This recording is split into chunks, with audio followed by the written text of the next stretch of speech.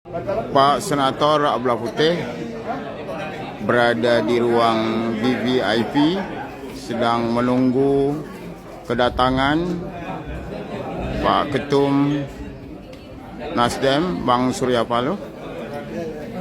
Di sini ada Bang Untung Sangaji, ada juga Pak Ketua Bang Taufikul Hadi, dengan Pak Samija, ada Bang Samija dari Benar Meriah. Alhamdulillah semuanya berjalan dengan baik. Kita tunggu beberapa saat lagi pesawat akan mendarat. Semoga semuanya berjalan dengan baik, sukses hendaknya. Dan ini ada Furkan. Beliau adalah salah seorang caleg di Aceh. Ketua DPD Aceh, Bos. Ini caleg DPR RI, kenal banget. Cuman ada lain-lain. Ya, ini ada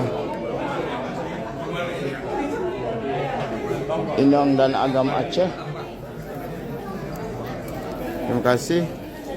Semoga Pak Senator terpilih kembali untuk DPR RI di 2024 nanti. Karmili Agi Al-Mukarram.